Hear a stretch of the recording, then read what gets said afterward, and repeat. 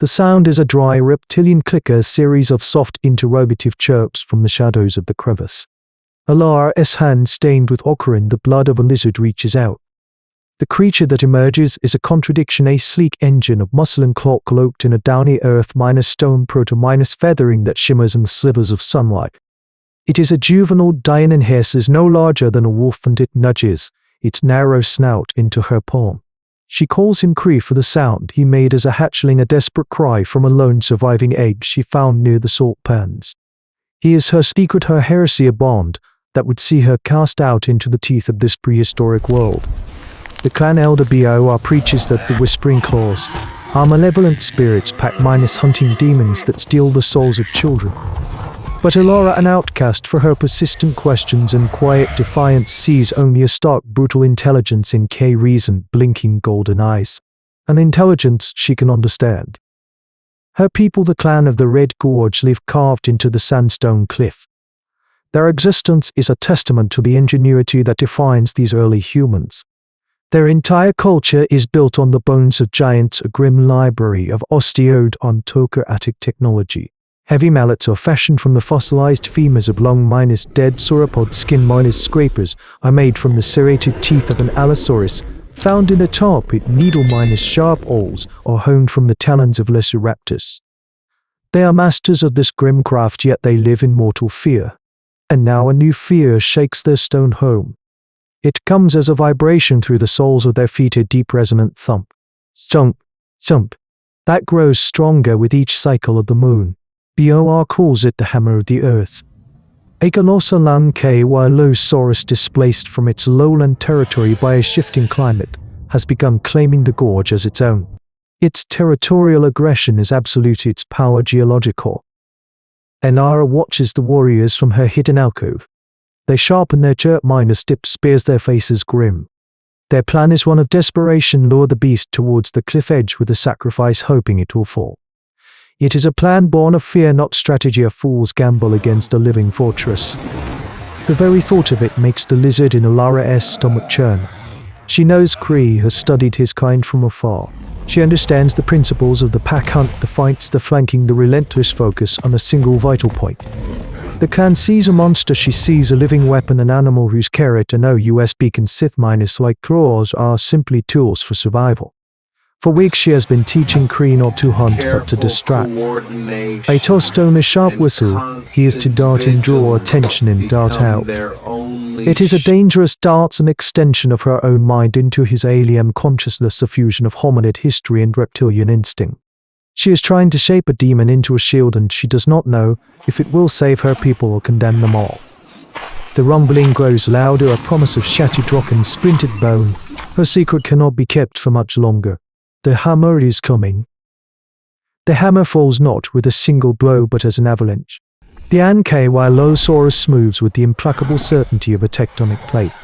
It is a walking hill of scoots and horns, its low minus slung body a masterpiece of biological defense.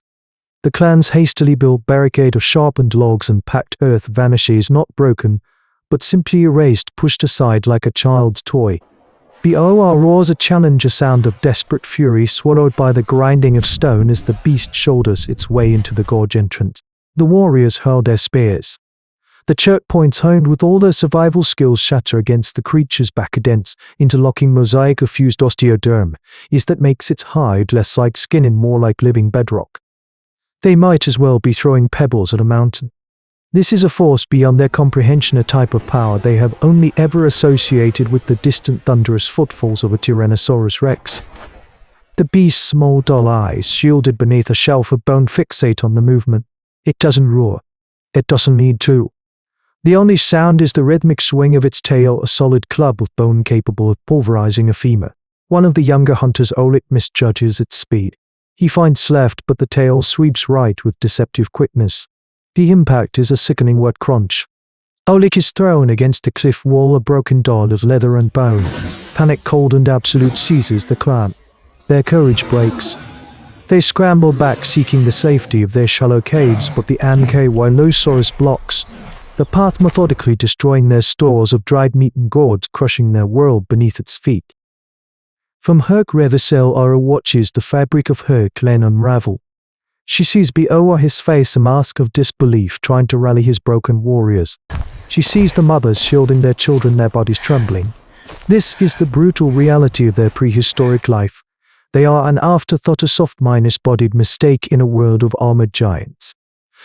A choice crystallizes in her heart, hard and sharp as an obsidian blade. She can stay hidden, let the hammer fall and survive alone with Cree, or she can step into the fire. Her gaze falls upon the small pouch of pigments at her belt, the mark of the storyteller. If the story ends here, she thinks who will be left to tell it.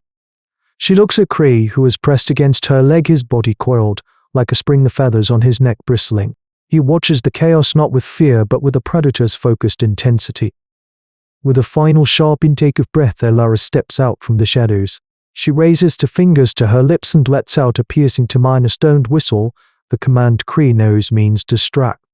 The sound cuts through the din of destruction. From the rocks a feathered blow erupts. Cree launches himself into the openest streak of lethal grace. He doesn't attack the armored titan. He is not a fool.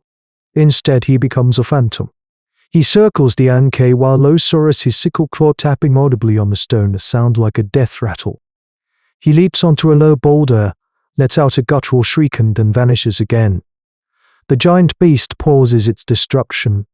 Its massive head swings slowly, its dull brain struggling to process this new impossibly fast threat.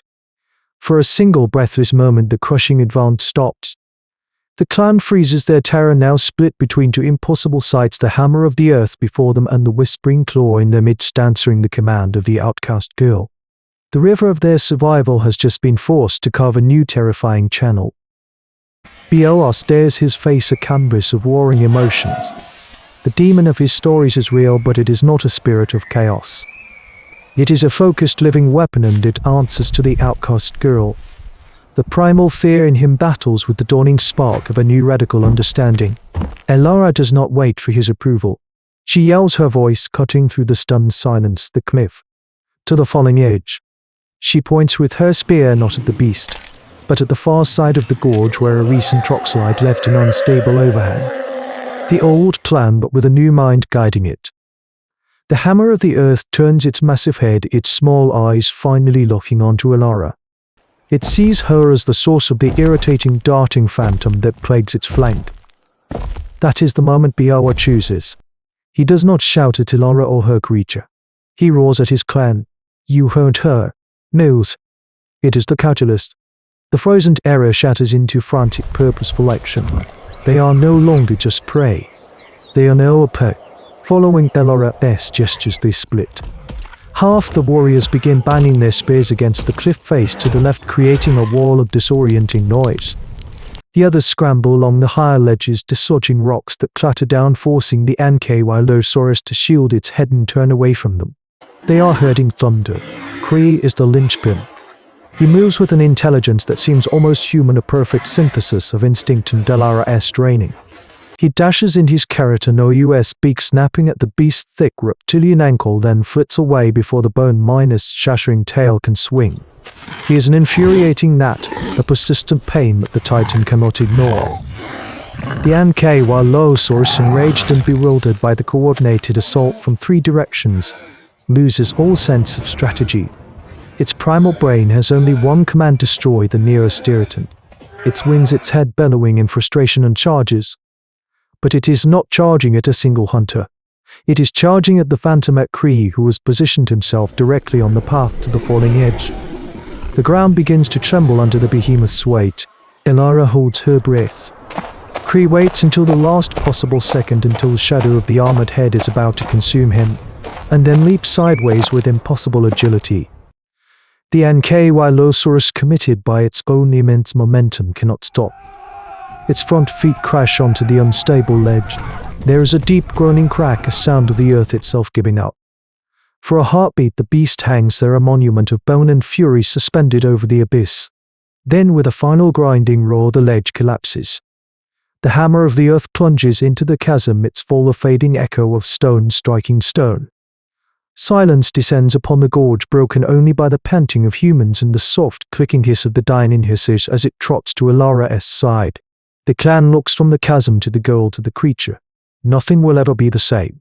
The age of fearing the monsters is over. The age of understanding them and using them has begun, a pivotal moment in the epic of ancient humans. The dust settles in the Red Gorge, but the tremors of that day's events will ripple forward through all of hominid history. What happened here was more than the death of a single dinosaur. It was the birth of a dangerous and powerful idea. The clan did not conquer the beast with sharper stones or stronger arms, but with a disciplined intellect and an alliance that defied every law of their existence. This moment, this desperate covenant of fang and firelight, is a window into the very soul of human evolution.